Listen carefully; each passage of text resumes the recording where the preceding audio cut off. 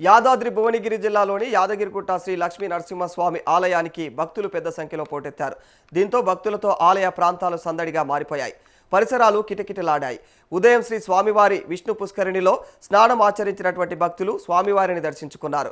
ఉదయం నుండి శ్రీ స్వామివారి అర్చన, అభిషేకం, శ్రీ సుదర్శనం, నరసింహ హోమం, నిత్య కళ్యాణ పూజలలో అయితే మరి అత్యధిక సంఖ్యలో భక్తులు పాల్గొన్నారు.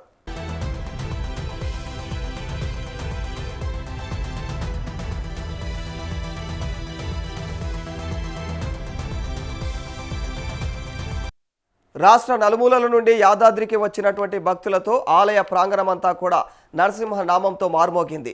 శ్రీ స్వామివారి పుష్కరిణి, బస్టాండ్ పరిసరాలు, శ్రీ స్వామివారి ప్రసాద కౌంటర్లలో భక్తులతో కిక్కిరిసిపోయింది. ఇక శ్రీ స్వామివారి ఏదైతే ఉచిత దర్శనానికి 2 గంటల సమయం, ప్రత్యేక దర్శనానికి గంట సమయం భక్తులు క్యూ లైన్లలో వేచి ఉండాల్సి వచ్చింది.